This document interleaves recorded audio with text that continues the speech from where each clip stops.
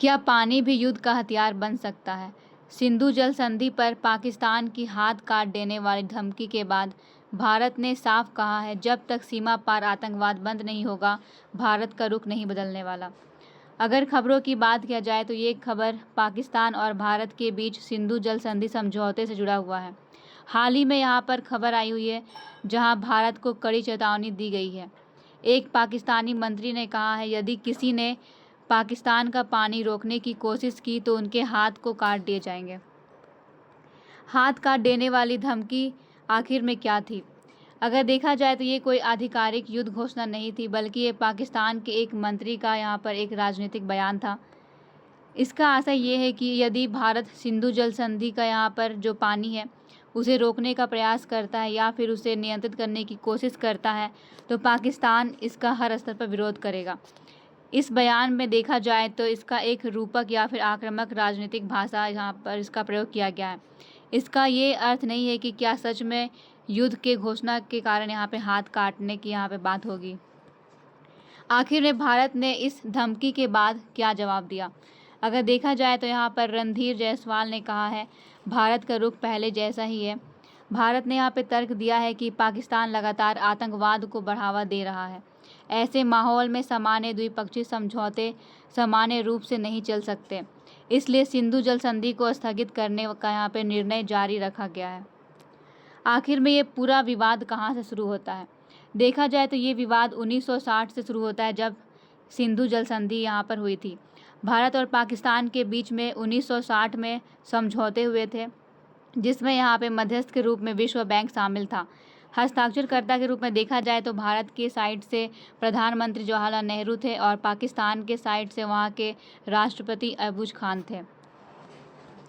6 नदियों का यहाँ पे बंटवारा किया गया था, जिसमें से भारत को रावी, ब्यास और सतलुज ये नदी का यहाँ पे पानी पर पूरा अधिकार दिया गया।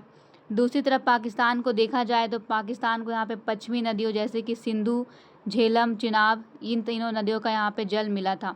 हालांकि भारत को इन नदियों पर सीमित सिंचाई और जल विद्युत परियोजना बनाने का अनुमति दिया गया है। 2025 में देखा जाए तो फिर से इसमें बदलाव देखने को मिला। 2025 में पहलगाम आतंकवादी हमले के बाद भारत ने कहा, आतंकवाद और सामान्य संधियां अगर साथ साथ रही तो फिर यहाँ पर दोनों देश आपस में नहीं चल सकते, इसलिए सिंधु जल संधि को स्थगित किया जाएगा और यही निर्णय अभी भी लागू हुआ है। पाकिस्तान ने यहाँ पर चिंता जताई है, क्योंकि पाकिस्तान की लगभग 80 से 90% का कृषि और करोड़ों लोगों की पेयजल व्यवस्था सिंधु नदी पर ही निर्भर है। बड़ी संख्या में सिंचाई जो है ये सिंधु नदी के द्वारा ही किया जाता है। अगर यहाँ पे भारत सिंधु नदी का पानी को रोकता है तो उनकी पूरी अर्थव्यवस्था बिगड़ जाएगी। यदि पानी के प्रवाह में कमी आती है तो खाद्य सुरक्षा प्रभावित होगा, बिजली उत्पादन यहाँ पर घट जाएगा और साथ में आर्थिक संकट पर यहाँ पे बहुत ज़्यादा गहरा प्रभाव पड़ेगा। आखिर में क्या भारत पूरे पानी को रोक सकता है? अगर देखा जाए तो यहाँ पे भारत भी पूरे पानी को नहीं रोक सकता, क्योंकि भारत के पास अभी तक इतना विशाल भंडार क्षमता नहीं है कि वो पूरे पश्चिम नदियों का जल को रोक सके। बड़े बांध या फिर जलाशय बनाने में वर्षों का यहाँ पे समय लगेगा और इतना टाइम नहीं है कि वो इतनी बड़ी यहाँ पे व्यवस्था को रोक सके।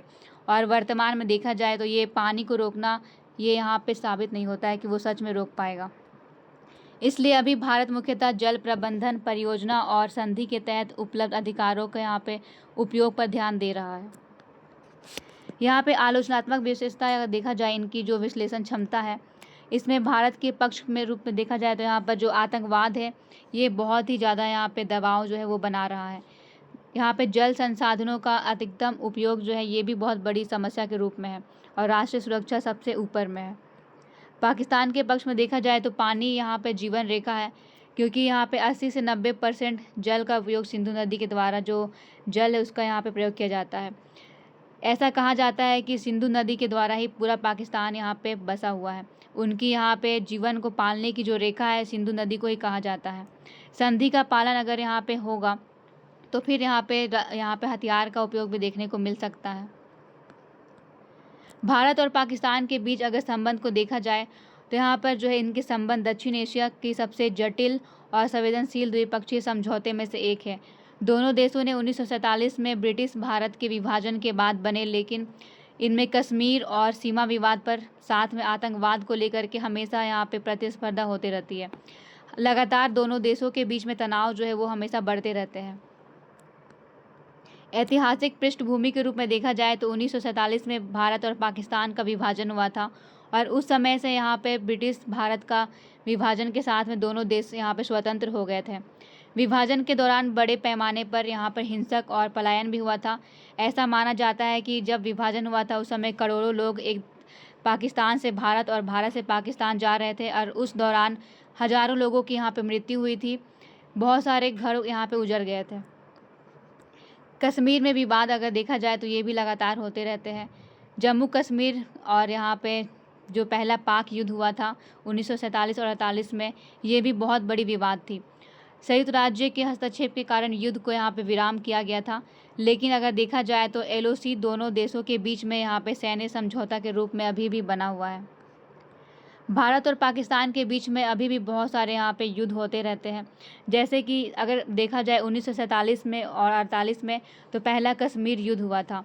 उसके बाद फिर 1965 में भारत का यहाँ पर देखा जाए, जैसे कि यहाँ पे सबसे पहले पाकिस्तान का ऑपरेशन जिब्राल्ट हुआ था। उसके बाद ताशकंद समझौता, 1971 में बांग्लादेश का निर्माण हुआ था। भारत की न्यायिक यहाँ पे जीत भी हुई थी और 1999 में कारगिल का युद्ध हुआ।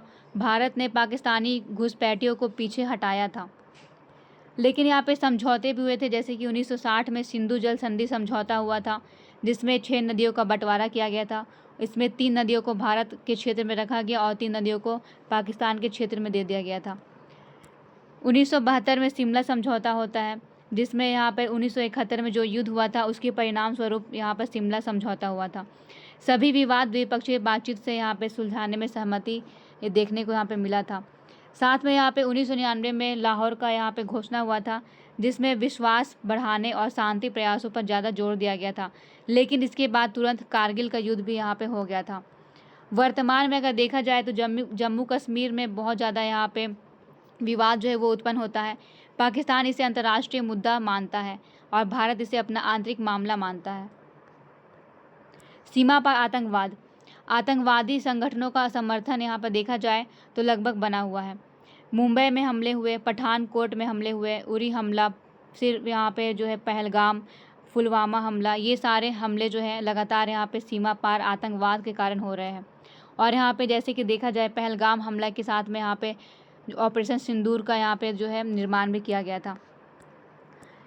सिंधु जल संधि को यहाँ पे लेकर के बहुत सारे विवाद होते रहते हैं। हाल में यहाँ पे आतंकवादी हमलों के बाद भारत ने संधि को यहाँ पे स्थगित करने का निर्णय लिया था और पाकिस्तान ने इसका विरोध भी किया है। सीमा संघर्ष को देखा जाए तो लगातार यहाँ पे बना हुआ है। आज भी लाइन ऑफ कंट्रोल पर समय समय पर गोलीबारी होती रहती है।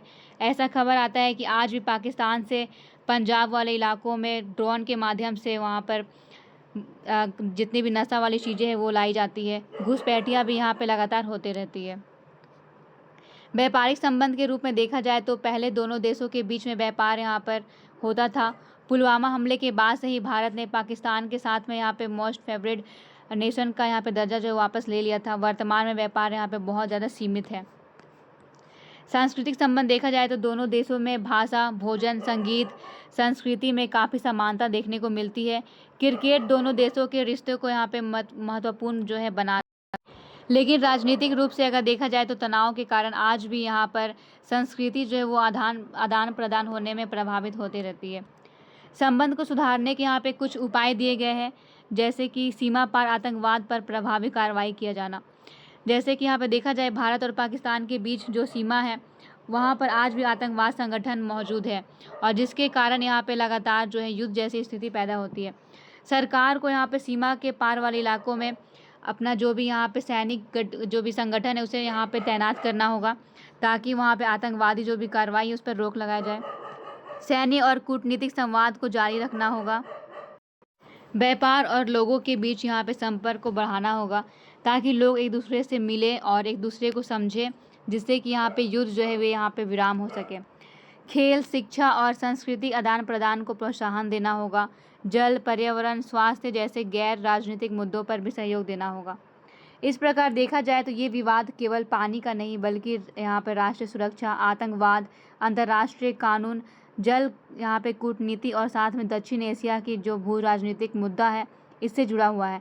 पाकिस्तान की यहाँ पे हाथ काट देने वाली जैसे यहाँ पे जो तीखी राजनीतिक चेतावनी दी गई है, इसके जवाब में भारत ने दोहराया है कि जब तक पाकिस्तान सीमा पर आतंकवाद के खिलाफ विश्वसनीय और अपरिवर्तनीय कदम नहीं उठाता, तब तक सिंधु जल संधि को यहाँ पे बहाल रखने का प्रश्न यहाँ पे नहीं उठता।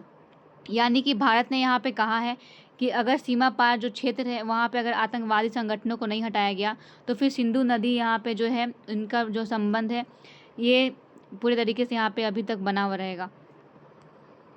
तो इसी तरीके से जितनी भी यहाँ पे जानकारी है उससे जुड़े हुए पीपीटी को यहाँ पे प्राप्त करने के लिए आप हमारे चैनल को लाइक करें, सब्सक्राइब करें और बेल आइकन को प्रेस करें। और साथ में डिस्क्रिप्शन में हमारे टेलीग्राम का लिंक है, उसे आप ज्वाइन कर सकते हैं, जिसमें आपको इसकी पीपीटी वहाँ पे मिल जाएगी। Thank you.